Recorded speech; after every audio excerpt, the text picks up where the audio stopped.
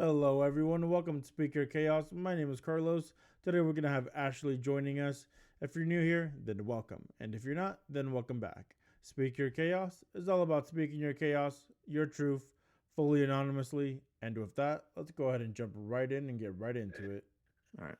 So, me, 20 female, and my boyfriend, 21 male, had a conversation a couple of weeks back. I finally decided to open up to him about the experience I had in college and the college that I went to, and also the trauma that I went through as a child, and setting very healthy boundaries with him. He told me something similar happened to him as a child, but he doesn't count it as sexual abuse because he's a boy and he liked it. Basically, when he was 6 years old, a 12-year-old girl who was left to babysit him forced him to penetrate her. Of course, at 6 years old, he knows nothing about sex. That is absolutely child on child sex abuse, and it's not okay. A 6-year-old is in first grade and even sometimes kinder. A 12-year-old is in middle school. He said that if he was a girl, it would have been different because apparently girls can experience abuse, but not boys in his head. The reason this makes me nervous is because my mom and I are currently helping to raise my twin nephews, who will be 2 months next month. If he's going to continue to be in my life, he needs to change his mindset about sexual abuse. I don't ever want to put my nephews in a situation where they are not protected. It makes me wonder if an older woman ever tried to have sex with them at a young age and he was the only adult present, would he let it happen? Would he think it's okay? My boyfriend is also from an entirely different country than me. He's from a country in Africa. I know which one, but trying to preserve a little bit of privacy here, lol. Anyways, am I overreacting or should I be feeling a certain type of way about possibly leaving him alone with my nephew, with my twin nephews, knowing that he thinks that his sexual abuse was okay because he's a male and it happened from a female to him? I'll let you go first. Definitely not overreacting at all. Abuse is abuse, whether you're a boy or a girl. There's no reason for any of that to be happening, especially at that young of an age. And I would definitely not trust him to be alone with any child. Yeah, like I understand that he's not the one that did the abuse. However, if he thinks it's okay just because of the fact that it was a girl doing it to him and that makes it okay, I would absolutely not trust him around any children whatsoever. And also, it makes me question a 12-year-old girl had a 6-year-old boy do this to her. Like, where was this? Where were her fucking parents? Where the fuck were his parents? Who I need so much more information when it comes to this. It, and not only that, but he's 21 now, so she's about 27ish. Um, it makes you think if this has gone on before, if she's done this with anybody else. But moving on, I 18 have been dating my boyfriend, also 18, for 8 months. We literally have never had any problems up until this point. I don't really consider this a huge point of contention.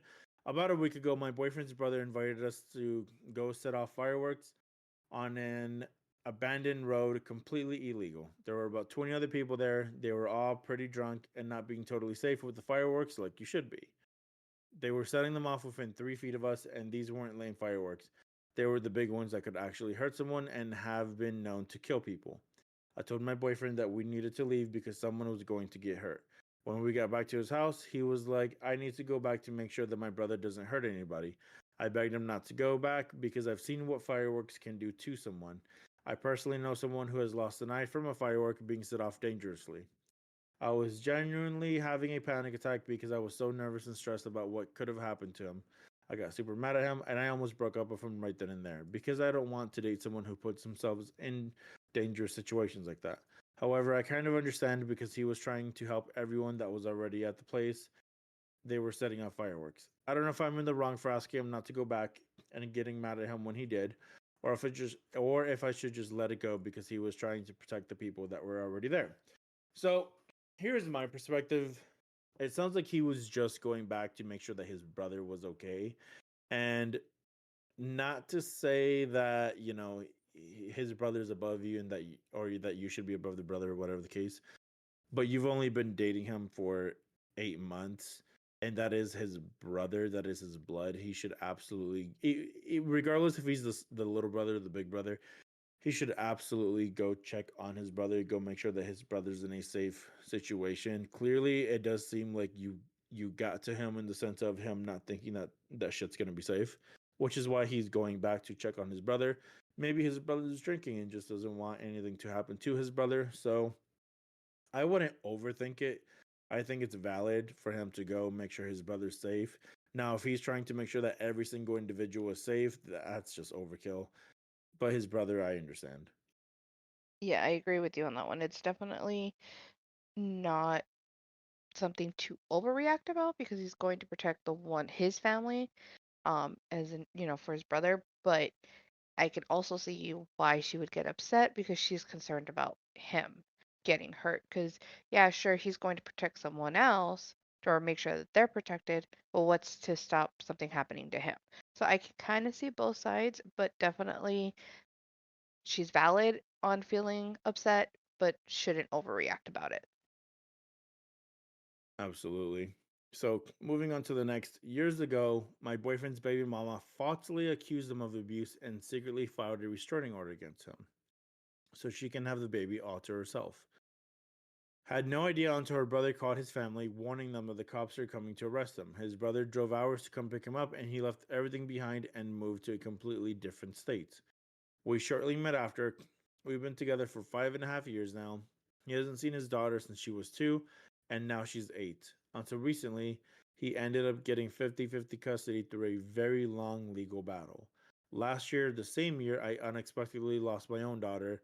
His mother invited the baby mama and her family to stay at her house along with the boyfriend's daughter. No warning, no heads up, no respect. She expected us to play nice of the same person who ruined her son's life and tore the family apart. I was grieving, trying to survive while caring for his daughter when she came to visit, and managing my own family issues. I put my own healing on hold for everybody else, and eventually I broke. I tried therapy, I tried antidepressants, but the trauma, the loss, the pressure, it pushed me over the edge, and I thought there was no return. I tried taking my own life. So tell me, am I wrong for being angry and betrayed, for pulling away from his mom and the people who treated my pain like it doesn't matter? My boyfriend's mother and I had a very good relationship prior to this happening. Honestly, fuck your mama. Not your mama, his mama. Here's my thing, right? This lady, his baby mama, pushed lied from what it seems like. I mean, if he got 50-50 now, there was clearly some type of lie. So his baby mama lied, created hell in his personal life, probably put him to some type of depression, anxiety, caused him a lot of stress. His family, yourself, because you weren't together during this, but you were together afterwards, right? And now his mother is openly inviting the baby mother and her family to stay at her house. Absolutely fucking not. That to me is a massive sign of disrespect. Maybe she had good intentions. I don't know what the fuck her intentions were, but absolutely fucking not. I do not feel like she should have invited anybody. I feel like she should have not even asked. I don't feel like it should have happened to begin with, but if it's gonna happen, you should at least ask, hey, how do you guys feel about this? How do you feel about this? How would this make you feel? Are you okay with this? And the fact that this happened while you just lost, I'm assuming you just had a miscarriage of your own, and now you're trying to put everybody else in front of you and above you. I get it. I'm sorry this happened to you. I don't think you're wrong for being angry, for feeling betrayed, and like I said, fuck his mother. I would have swung at his mama and the baby mama because there's no fucking way that that should ever be okay in somebody's mind. If baby mama needs somewhere for little girl to go to, okay, cool, fine, come to grandma's house. But you need to find your own way. You and your boyfriend and his kids and your mama need to go somewhere else. I'll take my grandchild. You can go somewhere else. There's no logical or even good intentioned reason for her to let that person in to her home along with all these extra people after she did what she did to her son. That shouldn't have even crossed her mind. Like that, I don't know how that was okay in that lady's mind, but no, I would have slung. Yeah, I agree. I would have put on a wig and sung on her. Fuck her. Yeah. All right. On to the next. I-36 male was on the family group chat discussing what we should have on the 4th of July menu. This is my favorite time of the year because it is my time to show off my barbecue skills. I've been a pitmaster for more than a decade. I do have rewards. I have even done barbecue competitions, which I have won some of. I'm not a novice in the smoker and grill. They responded with, "Don't sweat it. We want you to relax this year. We will be having burgers and hot dogs. Besides, it's only going to be us there. There's not going to be a lot of people coming over." I'm not going to lie, I was slightly offended. I was either thinking, do you think my barbecue is terrible? Are they bored of it? I tried to make the best of it, and they thought it would be a good time to test out a recipe because my coworker gave me some wild boar shoulders. Days later, I wasn't thinking too much about them keeping me away from cooking until I saw the amount of burgers and hot dogs they got. It was enough for at least 40 people. Unless we're going to eat a lot of hot dogs and burgers that day, that pisses me off. Now I'm asking, am I overreacting? I think you are. They literally said it's only gonna be us. It's only gonna be family. You do it every single year. You have the right to just chill and let us handle it. I don't think it's that big of a fucking deal. I think you're overreacting. I don't think it's that serious. I don't know. I think you just need to pull a stick out of your ass. It's not that serious, but that's just my opinion. So I so he definitely is overreacting. Um, a lot. But I could also see like if the way he communicated, they didn't understand like what he was saying. Instead of just saying, "Oh, what's on the menu so I can start cooking," he could have said like, "Hey, what are you guys feeling for 4th of July? Like, I want to try out this new recipe, if that's okay with you guys, since it's just, family." And then they'd be like, "Oh, well, we didn't want you to, stress about cooking, and we're gonna handle it." That should I feel like should have been the way that should have gone, but instead it just went with what are we thinking for the menu and then got shut down with, "Oh no, don't worry, you're gonna relax, we're gonna cook," which I could see the good intention in that, but I think he was just excited to try this something new and they kind of just like shot it down. Yeah, no, I see your perspective on it. The next one, keep in mind this might trigger some people. I'm so confused right now. My girlfriend had just lost her virginity to me and wants me to be extremely rough with her. I panicked because I'm not sure if this is normal or I can do it. She was also a late bloomer, almost 28. She said she had standards and didn't want to lose it in college with someone who has no idea what they're doing. I like her a lot. I could have sex with her all day long. I mean, she has a wow body and she's absolutely beautiful. She's feminine, everything. But it feels wrong. She told me she wants me to do her like a very specific porn star. I had no idea who that person is. I Googled it and holy shit, she wants that. I respect women and I don't think a girl who has had sex 2 times in her life would take it, and especially what she wants done to her. Besides, I don't think I can do that, but she said she wants it. So, no idea. Now what? She showed me photos of him with women sitting at his feet. She said she wants that no matter what. But the guy is, I Googled, he's a bit too much. I don't think she understands what she wants. Which is normal. She's inexperienced. But she said that she's been a fan of his since she was a teenager. I'm just shocked. This is very unexpected. What do I do? I mean, I fucking suck it up, champ. I mean, your chick is asking you to fucking do terrible things to her in the best way possible. Fucking do it. You know what I mean? I think you just fucking shut up and nut up. Um, realistically, if whether she was a virgin or not, because it doesn't sound like she was, but maybe she was. There's things that she learned throughout her teenage years up until now at 28. Things she wants to experience because she was a late bloomer, so she just wants to get on with it. It's what it sounds like to me. fuck it. And she'll find out if she actually likes things or if she doesn't by trial and error and by you doing what she wants and things that you want that she consents to. And, so I think the fact that she wants you to do these things for her specifically is a good thing.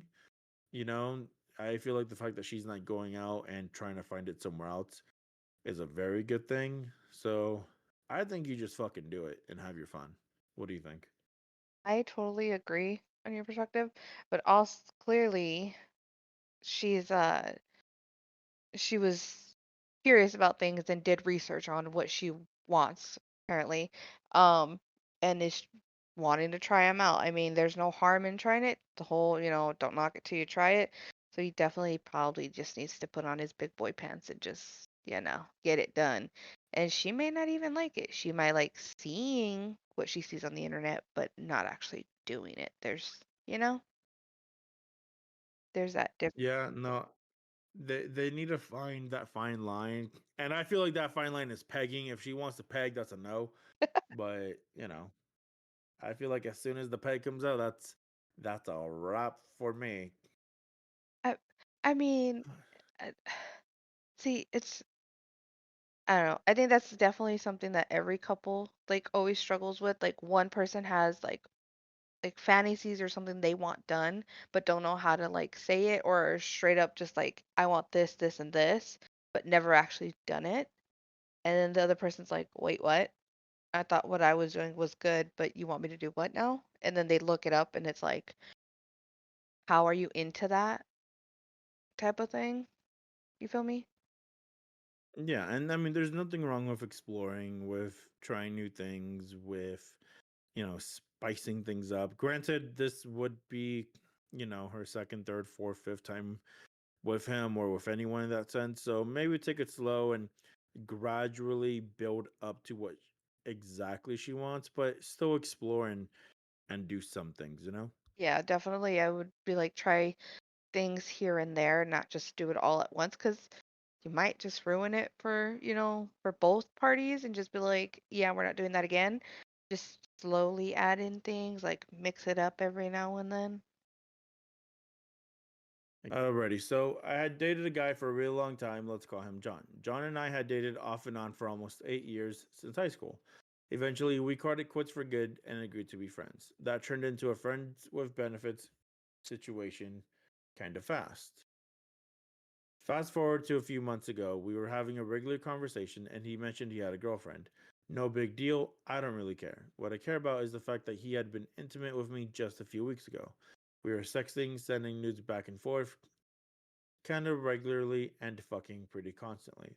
I eventually asked if his girlfriend knew that he was still friends with his ex, that they had literally had sex a week ago, and if she was okay with me being his friend. I made it clear that if he's in a relationship, I would not be the mistress in his life, and we would be seeing significantly less of each other. That's when everything went left.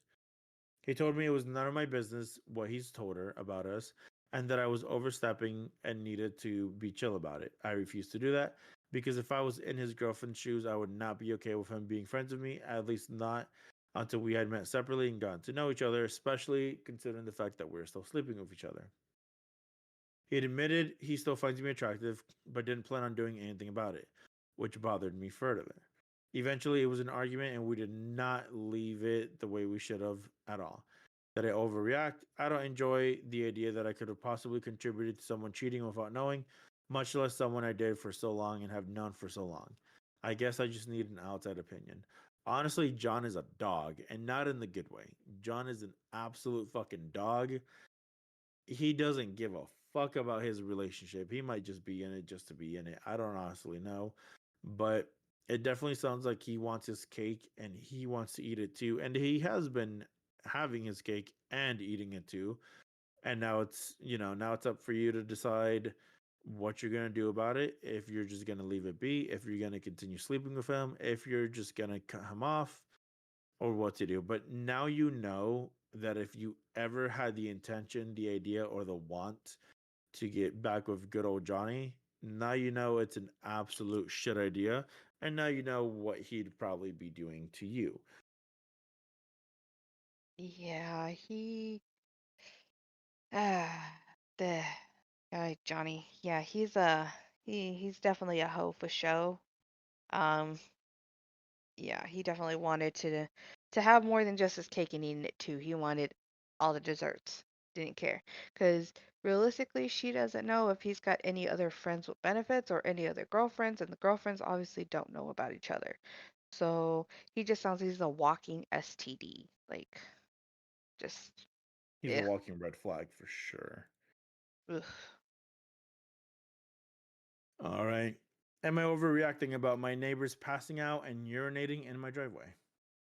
Suburbs with all ages, kids to elderly, duplexes with small yards and driveways, can't hold two cars.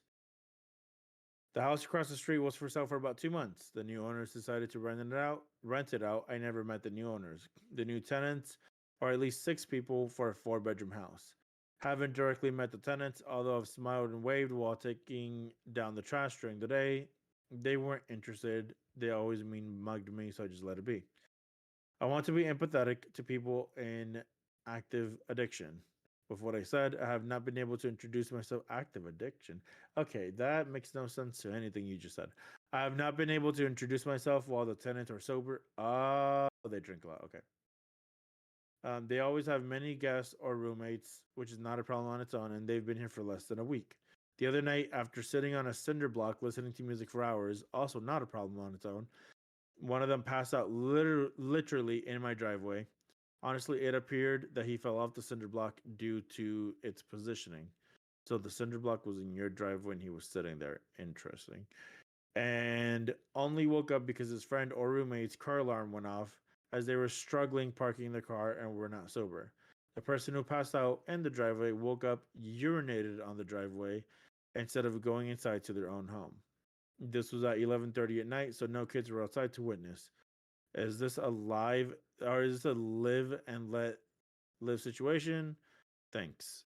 Um, what the fuck? First of all, what kind of background checks did the fucking owners of that house do? But no, I would definitely bring it up. There's a level of respect that needs to be there between neighbors, and I don't feel like your new neighbors should be pissing in your driveway, falling asleep in your driveway, sitting on your driveway. So how would they like it if you just went to their driveway, whipped it out, pissed all over the tire of their fucking car? I just feel like there's a level of respect. So I definitely feel like you should bring something up or try to find a way to maybe contact the owner if you're unable to talk it out with your new neighbors.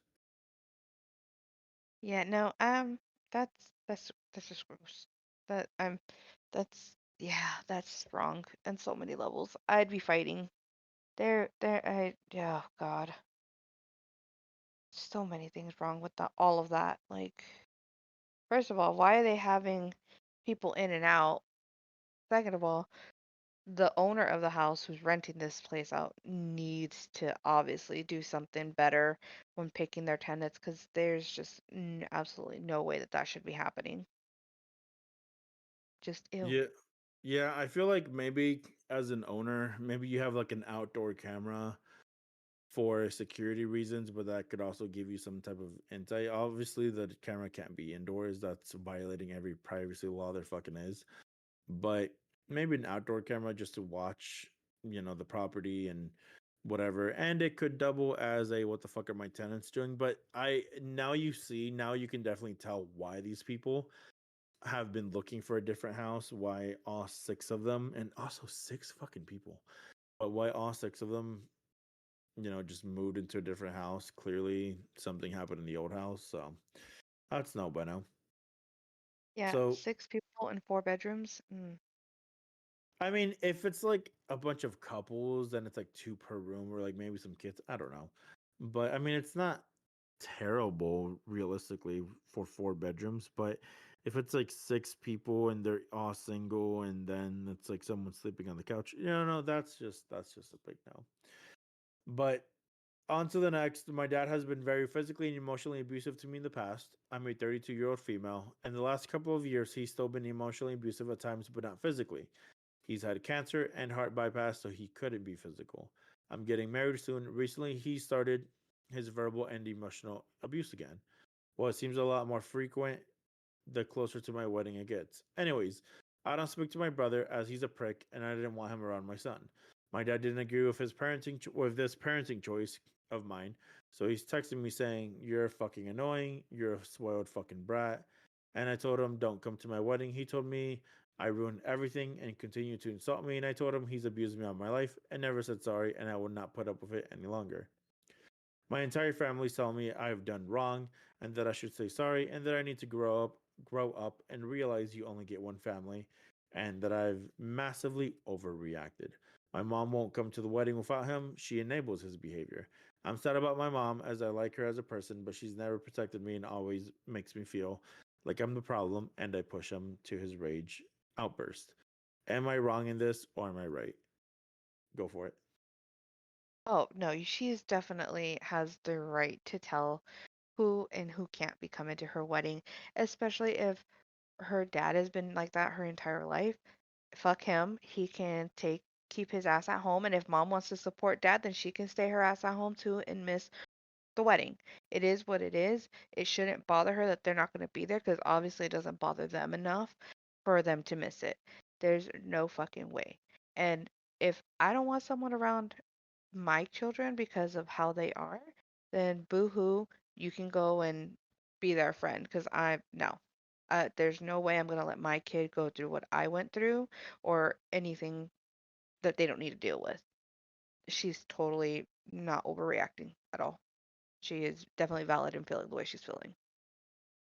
Yeah, no, I completely agree. I feel like one, your mom enabling him says a lot. It says to me that he's been that way with your mom as well. And she's just gotten to the point where she's accepted it, she's used to it, and she's okay with it now.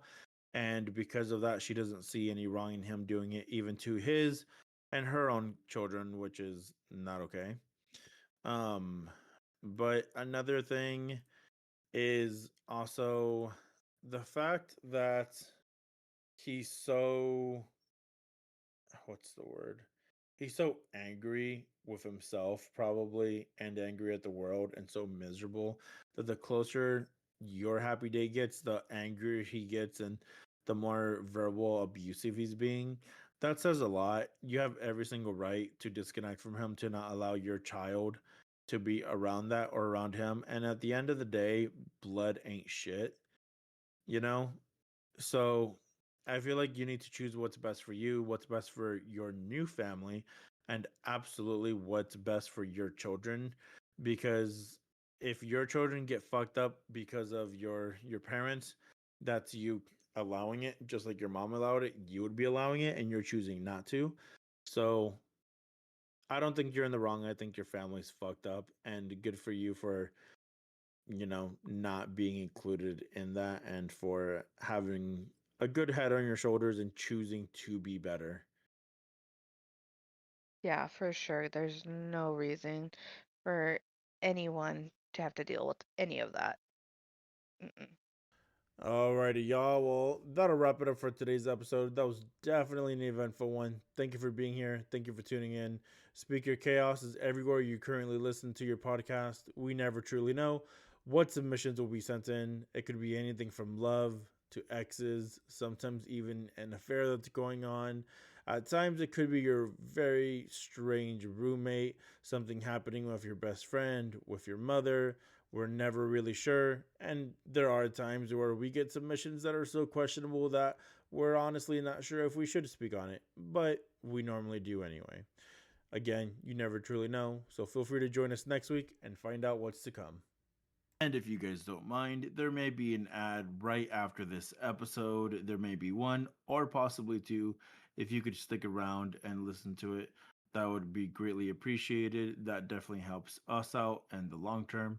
Once again, thank you for listening to Speak Your Chaos. You can hear us everywhere where you can regularly listen to any of your podcasts.